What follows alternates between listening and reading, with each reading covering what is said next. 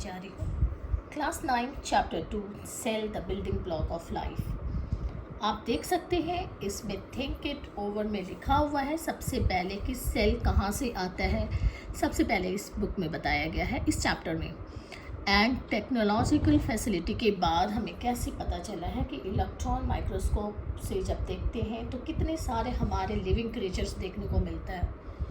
And why the cell is called structure and functional unit of life, और cell कैसे multiply करते हैं। That's all. Cell the building block of life में सिर्फ हमें इतना ही पढ़ना है।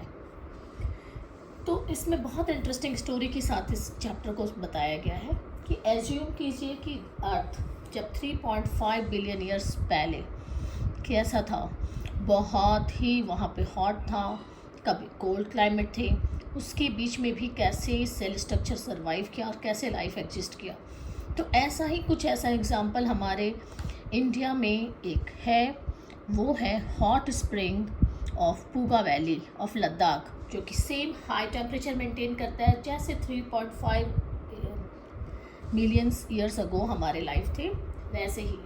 और वहाँ पे कोल्ड टेम्परेचर भी होता है। और वहाँ की हॉट स्प्रिंग में सबसे पहले आपके बैक्टीरिया पाए गए, और उस बैक्टीरिया का नाम है थर्मोफिल्स बैक्टीरिया।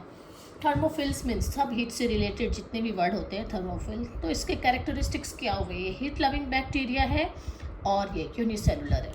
इस पैराग्राफ में जितने भी थे सारी बातें मैंने बता दी। नाउ अब आगे है palaeo science of Ladakh. Studied ने किया हॉट स्प्रिंग्स जो कि मिले, उसने बताया कि आखिर वहाँ पे कैसे सरवाइव किया हमारा बैक्टीरिया, क्योंकि वहाँ पे इस तरह के माहौल में कैल्शियम कार्बोनेट के लेयर तुरंत बन जाते हैं, रैपिडली फॉर्म्ड अराउंड देम। और ये डिपॉजिट प्रोटेक्ट करता है अर्ली ऑर्गेनिक मॉलिक्यूल से, हार्मफुल रेडिएशन से और एक्सट्रीम कंडीशन से। कौन सा? नंबर 2, अर्ली ऑर्गेनिक मॉलिक्यूल्स हमारा प्रोटेक्ट करता है हार्मफुल रेडिएशन और एक्सट्रीम कंडीशन से। और इसकी वजह से ये फर्स्ट प्रोटेक्टिव मेम्ब्रेन बनाया और the barrier that define a cell, जो कि एक सेल के रूप में आगे डिफाइन करते हैं, उसके बारे में हम पढ़ने जा रहे हैं। इसके बाद एक लास्ट छोटा सा पैराग्राफ बचे कि सेल हमारा यूनिसेलुलर होता है, जैसे कि यूनिसेलुलर के 2 एग्जांपल दे रखे हैं, बैक्टीरिया एंड ईस्ट, और मल्टीसेलुलर के 2-3 एग्जांपल दे रखे हैं, प्लांट्स, बर्ड्स, फिश, ह्यूमंस आदि। Now the last line is very important. A group of similar cell performing similar functions to form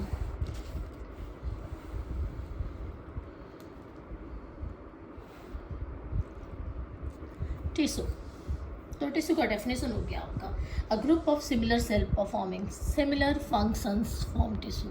तो फर्स्ट पैराग्राफ से, फर्स्ट पेज से हमारे 3 क्वेश्चंस बने। थर्मोफिलस बैक्टीरिया, कैरेक्टरिस्टिक्स उसके क्या होते हैं और कैसे यहाँ पे लाइफ एग्जिस्ट किया, कैल्शियम कार्बोनेट लेयर बना, और इसको बताया किसने? Birbal Sahni institute of palaeo science Lucknow ने। और 2 टाइप के सेल होते हैं, 2 टाइप के लिविंग क्रिएचर्स होते हैं, it's unicellular and multicellular. Now उसके बाद हम लोग पढ़ेंगे कि इसके बाद ऑर्गन्स कैसे बनते हैं। जब group of tissues perform a specific function, different tissues are organized to form an organ and several organs work together to form organ system.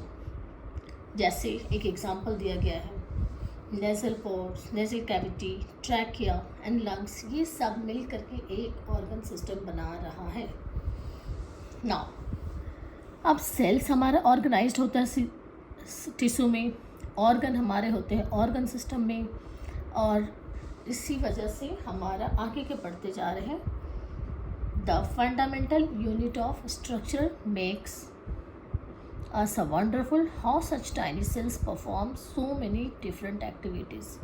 Actually एक सेल के अंदर सारे एक्टिविटीज़ हो जाते हैं, रेस्पिरेशन, फोटोसिंथेसिस, पूरा आप देख लेंगे, एनर्जी एटीपी बनता है माइटोकॉन्ड्रिया में, सब के बारे में हम लोग आगे बढ़ते जाएंगे। तो वो जब एक सेल ही अपने आप में सारा काम कर रहा है, जब एक यूनिसेलुलर ऑर्गेनिज्म ही एग्जिस्ट करते हैं वर्ल्ड में, तो जो सेल सारे काम करते हैं तभी तो वो रेस्पिरेशन भी कर रहा है, वो रिप्रोडक्शन में भी हेल्प कर रहा है। आप एज्यूम कर सकते हैं इस चीज़ को, वॉकिंग में भी हेल्प कर रहा है वही सेल। तो वो एक सेल ही अपने आप में कंप्लीट सारा काम कर सकता है। That's why the cell is called the structural and functional unit of life. Now, how to study cell, cell के बारे में पढ़ेंगे कैसे। तो सेल को पढ़ने के लिए हमें पहले जानना होगा कि किस तरह से हम लोग सेल को देखेंगे। When viewed from 25 centimeter, that is near point of the human eye, तो 0.1 मिलीमीटर जब हमारा डिस्टिंक्ट ऑब्जेक्ट होता है तो उसको हम बोलते हैं सिंगल पॉइंट। मतलब दो पॉइंट के बीच का डिफरेंस अगर 0.1 मिलीमीटर हो तो हमें एक सिंगल पॉइंट के रूप में दिखता है। A cell is usually too small to be seen by, हम तो देख नहीं सकते सेल को देखने के लिए तो हमें माइक्रोस्कोप चाहिए। तो माइक्रोस्कोप में क्या होता है वो आप देखेंगे, किस तरह से यहाँ पर आपके बुक में दिखाया गया है। Now a cell is usually too small to be, ये तो बता ही दिया गया। And this raises an important question कि फिर किस तरह से बायोलॉजिस्ट ने इसके बारे में स्टडी किया। तो आपको जान करके आगे हैरानगी होगी कि रॉबर्ट हुक ने सबसे पहले एक थे 1665 में, उन्होंने अपने सेल्फ डिज़ाइन खुद बनाया। वो बायो के थे बट उन्होंने सेल्फ डिज़ाइन बनाया माइक्रोस्कोप जो कि 200 से 300 टाइम बिगर चीज़ दिखा सकता था। और उन्होंने सबसे पहले कॉर्कस लाइस को देखा तो उसमें कंपार्टमेंट के जैसा स्ट्रक्चर देखा जिसका नाम रखा उन्होंने सेल। और स्कूल लाइब्रेटरी में भी हम इसको देख सकते हैं। इसके बाद हमारा एक लास्ट ये पैराग्राफ रह गया कि आपने देखा है learn about the convex lens. Convex lens के बारे में हम लोग ग्रेड 8 में पढ़ चुके हैं। कॉन्वेक्स लेंस और a combination of lens that is an objective and eyepiece, ये दोनों मिल करके are use to form magnification. दो लेंस का कॉम्बिनेशन जिसमें आई पीस और ऑब्जेक्टिव लेंस मिलकर के मैग्नीफिकेशन ऑफ ऑब्जेक्ट बनता है, जिसकी वजह से ऑब्जेक्ट बहुत बड़ा दिखता है। इसी की नॉलेज की मदद लेकर के रॉबर्ट हुक ने माइक्रोस्कोप बना करके सेल को देखा सबसे पहले। तो ये फर्स्ट 2 पेज हमारा अच्छी तरह से कंप्लीट हो गया, बट इसमें एक बहुत अच्छी तरह से एक ग्राफ दिखाया गया है जो आप ये देख सकते हैं। Size of the object and it's visibility through unaided I, atoms और स्मॉल मॉलिक्यूल्स 0.1 नैनोमीटर से 1 नैनोमीटर के बीच में। मतलब अभी तक कोई लिविंग क्रिएचर नहीं आया। उसके बाद 0.1 से 10 नैनोमीटर तक लिपिड्स और प्रोटीन्स दिख रहे हैं जो कि सेल के अंदर बन रहा है। 10 नैनोमीटर से 100 नैनोमीटर तक राइबोसोम्स और वायरस दिख रहे हैं। राइबोसोम्स इज अ सिंगल, यहाँ पे ऑर्गेनेलीज दिख रहे हैं। और वायरस एक लिविंग क्रिएचर है जो कि connecting link between living and non living things. 10-100 nanometre से 1 माइक्रोमीटर तक आपकी स्मॉलेस्ट बैक्टीरिया दिखी, थर्मोफिल्स भी। नाउ 1 माइक्रोमीटर से 10 माइक्रोमीटर में mitochondria that is one of the cell organelles, most bacteria और न्यूक्लियस दिखाई पड़ जाते हैं। यहाँ तक जिसने हमने यूज़ किया उस सब में हमारा इलेक्ट्रॉन माइक्रोस्कोप यूज़ हो रहा है, एकदम हाई क्लास का जो माइक्रोस्कोप। उसके बाद लाइट माइक्रोस्कोप से हमें mitochondria, most bacteria, nucleus, amoeba ये सब दिख जाता है।